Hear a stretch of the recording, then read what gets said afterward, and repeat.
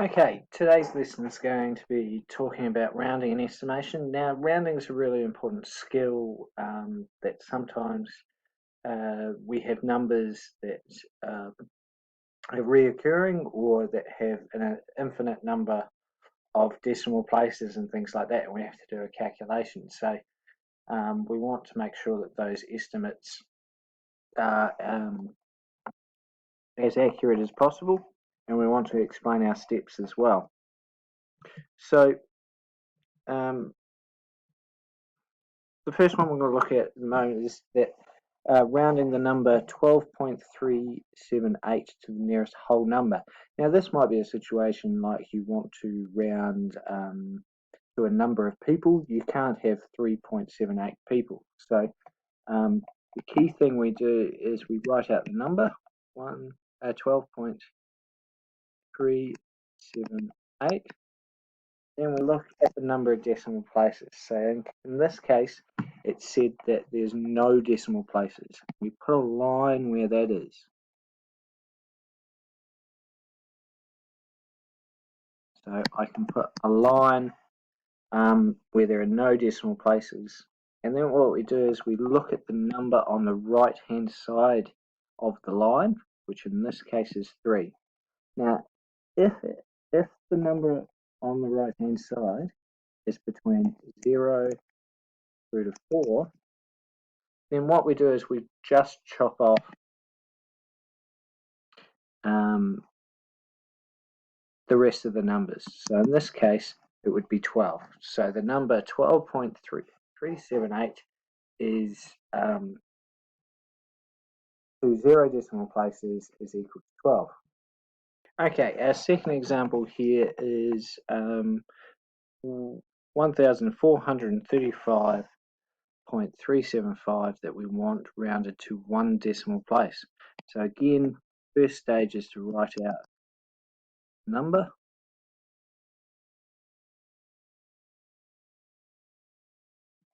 Second stage is to look at the number of decimal places. Because it's 1 decimal place, this time I'm going to put my line here. Now the key thing that we need to understand with this one is if the number on the right hand side of the line is between 5 and 9, what we have to do is we have to actually change the number on the left hand side by 1. So the answer for this one is 1435.421D.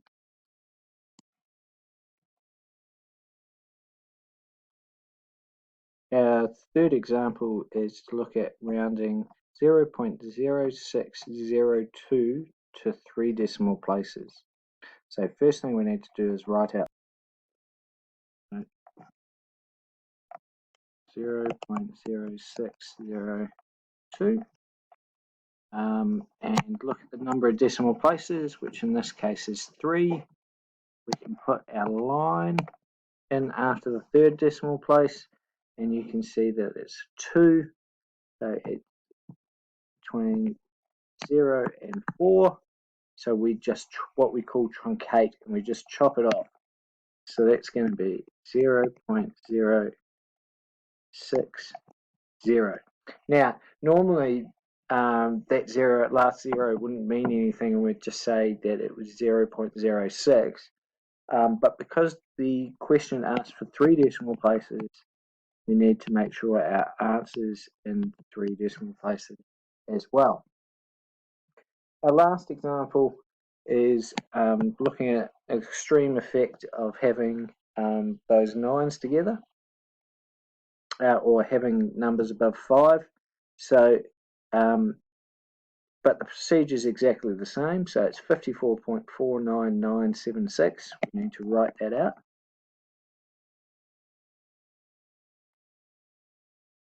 Again, it's 3 decimal places. So count out my 3 decimal places. And you can see the number on the right this time is 5 to 9. Okay, it's a 7. So it means that this number has to go up 1.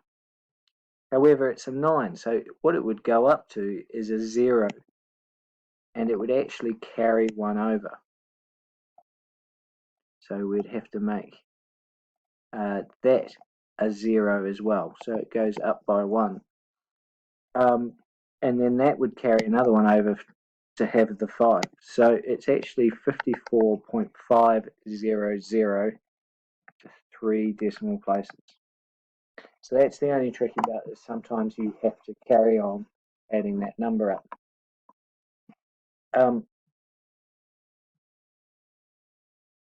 So rounding those decimals, just to summarize all that information, is the first thing you need to do is count out the number of decimal places, put a vertical line. If it's 0 to 4, the number on the left of the line stays the same. If it's a 5 to 9, you have to increase the number on the left of the line by 1. And then drop all the numbers to the right of the line.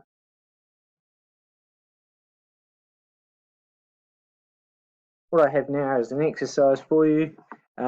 What you can do is pause the video, have a go at the following numbers on a sheet of paper, write them out, and then try and round them to 2 decimal places. So pause the video and then we can have a look at the answer.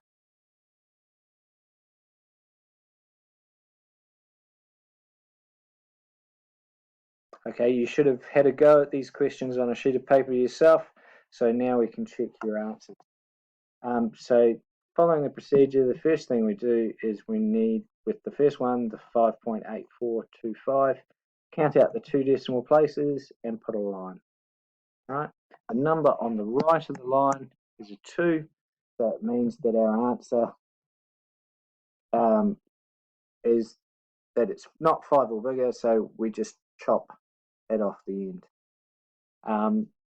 Looking at the next question, again, you've got 1.4261, 2 decimal places, count it out.